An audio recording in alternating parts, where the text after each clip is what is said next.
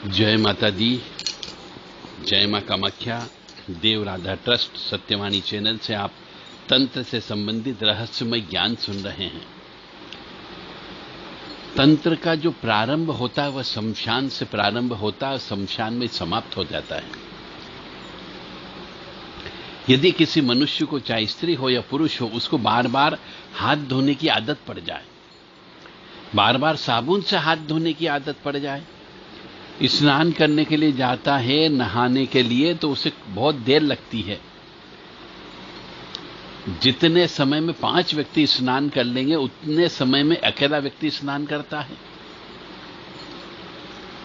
दिन में 4-5 बार स्नान करने की आदत पड़ जाए, उसको यह लगे ही नहीं कि मेरे हाथ या पैर में जो धो रहा हूं बार बार इसमें शुद्ध नहीं हो रहे हैं, साफ नहीं हो रहे हैं। यदि वो ऐसा महसूस करने लग जाए और उसके साथ ऐसी घटना घटित होने लग जाए और वो डरने चमकने भी लग जाए तो समझ जाओ कोई न कोई ऊपरी बाधा उसके ऊपर लग गई है। और ऊपरी बाधा लगने की वजह से उसको एक अजीब किस्म की बीमारी हो जाती है। उसको हाथों से बदबू भी महसूस होने लगती है, जबकि हाथों में बदबू नहीं होती है, पर वो खुद महसूस करता है, दूसरा महसूस नहीं करता है। तो ऐसी अवस्था में हम उसको बोलते हैं गंदी लग जाना। बार बार हाथ धोने की बीमारी बहुत से मनुष्यों को हो जाती है, किसी भी उम्र में हो सकती है। यह उसके पिछले जन्म के कर्मों के अनुसार होती है।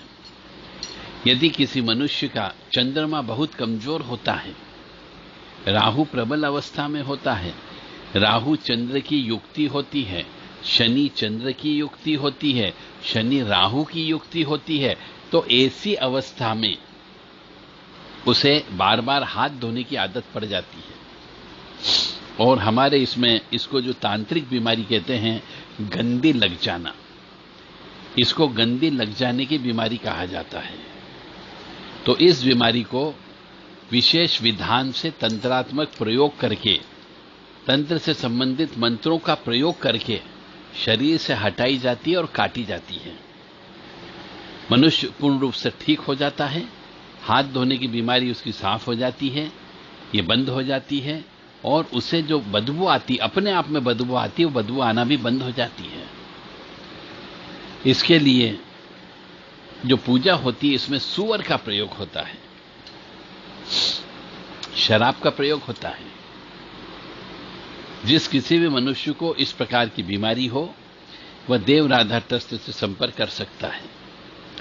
9893128047 और 7649862712 पर संपर्क करके इस बीमारी को आप ठीक करवा सकते हैं। जय माता दी, जय मां कामाख्या।